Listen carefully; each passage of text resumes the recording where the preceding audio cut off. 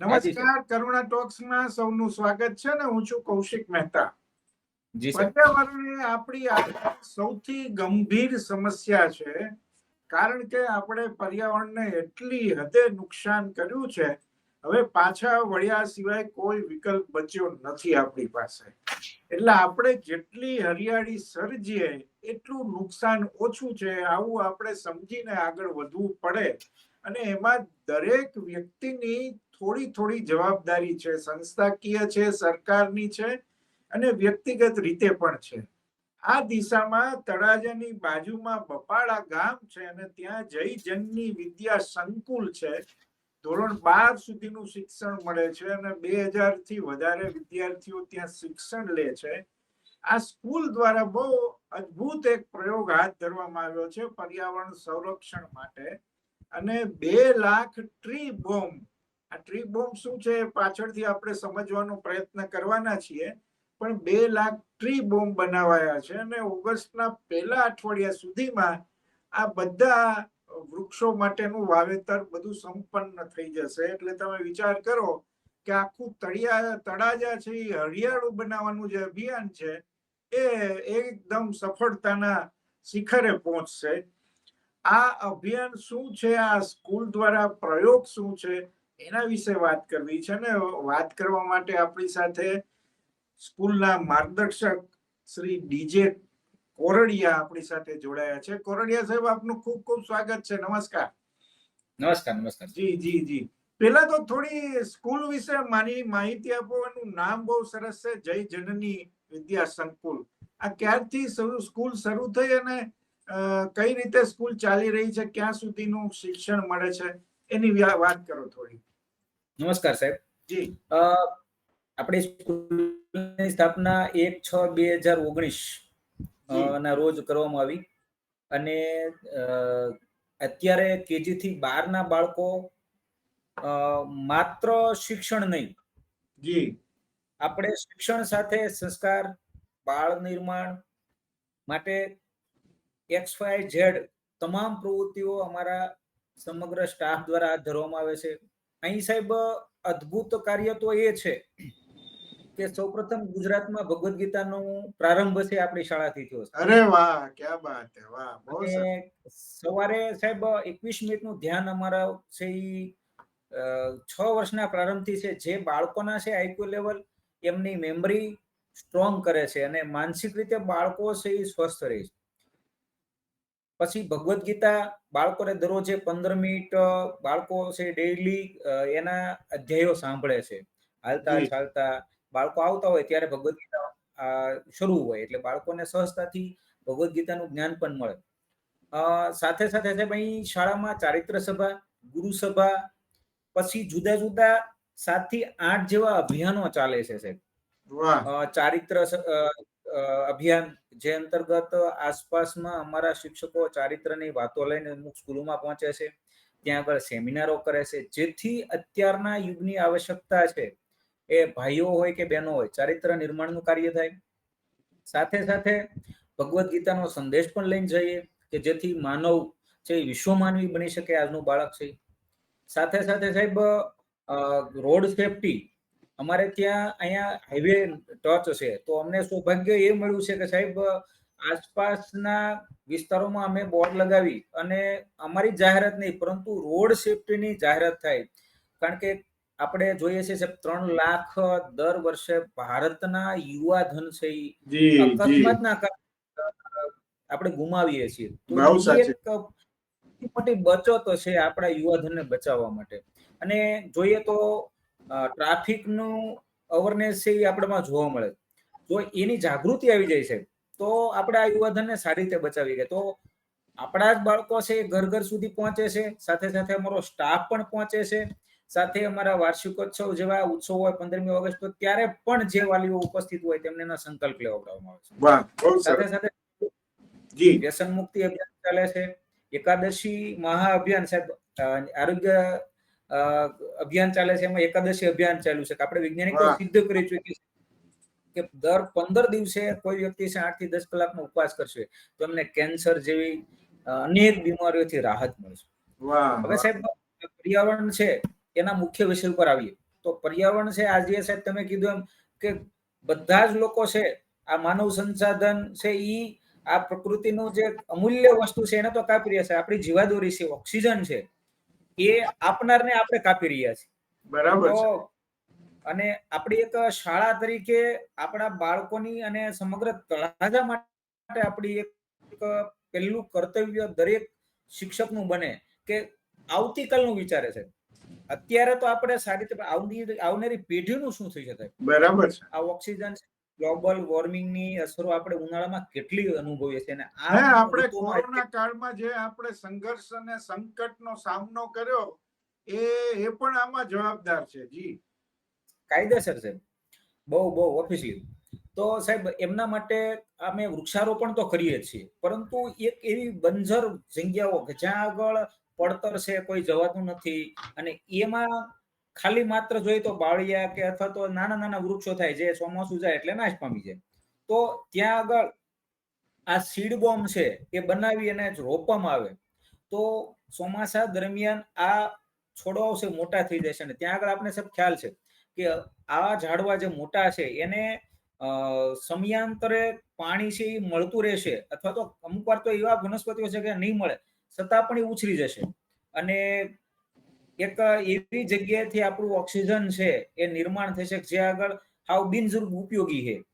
તો એવા સ્થળો છે જે પડતર જગ્યા છે, ડુંગરાઓ છે, દરિયા આસપાસના વિસ્તારો છે એ અમે પસંદ કર્યા છે. અમારી શાળાની આસપાસના તો ખરા પણ તળાજા તાલુકામાં પણ પ્લસ અમારા બાળકો છે ઈ આ સીડ બોમ્બ બનાવે છે પ્રવૃત્તિ માટે. પ્રવૃત્તિ દ્વારા જ તે શિક્ષણ. પણ પેલા સાહેબ સમજાવો કે આ ટ્રી બોમ્બ કે સીડ બોમ્બ કે શું છે, કઈ રીતે બને છે? આ બહુ ઇન્ટરેસ્ટિંગ છે. જી જી અમારે ત્યાં સાહેબ અભિયાન વેકેશન ખુલતાની સાથે શરૂ થઈ જાય.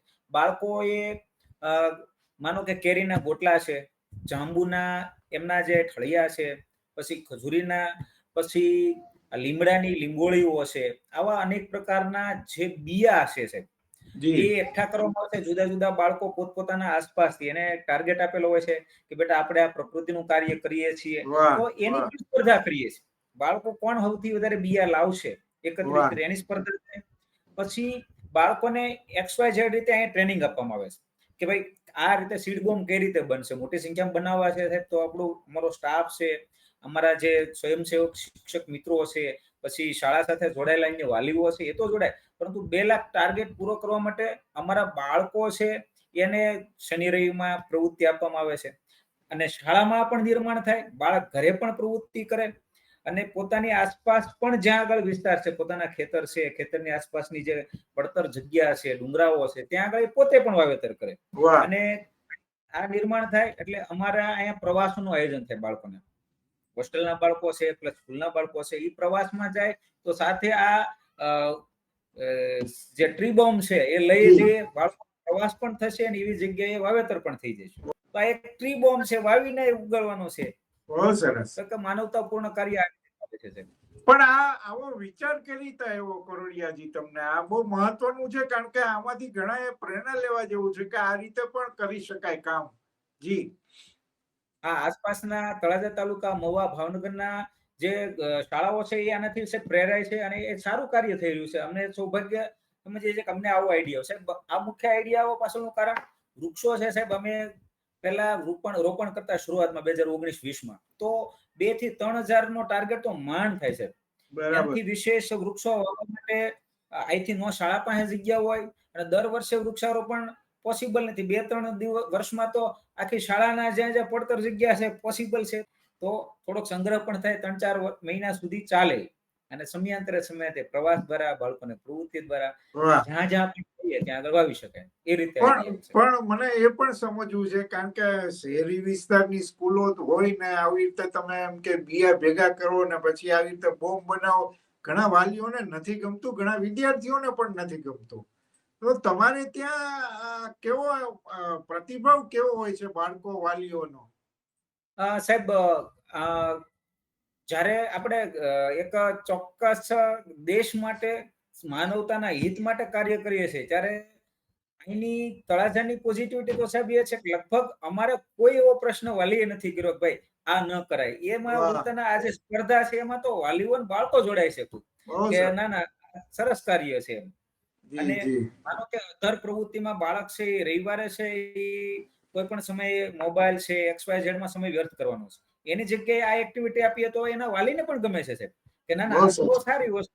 પોતાના ઘરે પણ એ વાવશે, તુલસીના છોડ વાવશે, પછી આવા કોઈ વૃક્ષો વાવશે, સારું કાર્ય થઈ છે સાહેબ. બહુ સરસ, બહુ સરસ. ના એટલે અને આ તમે ઓગસ્ટના પહેલા વીકમાં કહો છો કે ત્યાં સુધીમાં લગભગ બધું આ કામ પૂરું થઈ જશે એટલે મેક્સિમમ પૂરું કરી દઈએ છીએ સાહેબ. જી, એટલે આખું તળાજાને તમે એવી રીતે આવરી લીધું છે, બહુ સરસ વાત છે. અને મને લાગે છે કે આમાંથી ઘણી બધી શાળાઓ પ્રેરણા પણ લેશે કે દર વર્ષે ચોમાસા દરમિયાન, ચોમાસા પહેલા આવું આપણે કરીએ તો ઘણો બધો ફરક પડે અને જાગૃતિ પણ આવે, અવેરનેસ પણ આવે. આ બહુ જરૂરી છે. પણ આ સિવાય સ્કૂલની બીજી સેવાકીય સામાજિક કોઈ પ્રવૃત્તિઓ થતી હોય તો એના વિશે પણ વાત કરો. જી. હા સાહેબ. શાળાના હાલમાં સાહેબ અનેક આપણે જોઈએ કે ગ્રામ્ય વિસ્તારના અમુક બાળકો છે અનાથ હોય, ગરીબ હોય, માતા પિતામાંથી કોઈ ગેરહાજર હોય અથવા તો માતા પિતા ગેરહાજર હોય. એ સિવાય ઘણા બધા આર્થિક પરિસ્થિતિથી ખૂબ જૂજતા હોય છે સાહેબ. તો એવા બાળકોમાં શિક્ષણ છે એનો હક છે સારી શાળામાં મેળવવું એને, તો એ હક છે એ ચૂકી જતા હોય છે. તો એવા બાળકોનો સાહેબ અમે સર્વે કરીએ છીએ દર વર્ષે. અરે વાહ.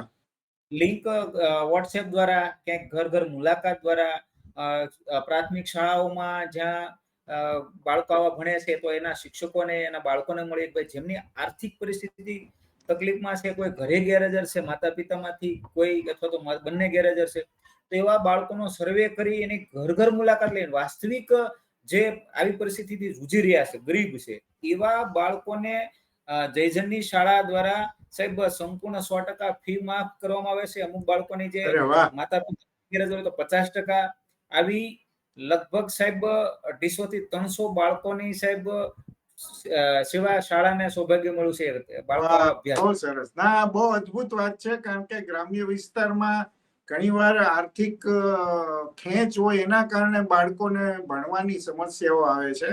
ત્યારે આપના જેવી શાળા છે એમાં મદદરૂપ થઈ અને વાલીની ભૂમિકામાં આવી જાય એટલે બહુ બહુ મજાની વાત છે.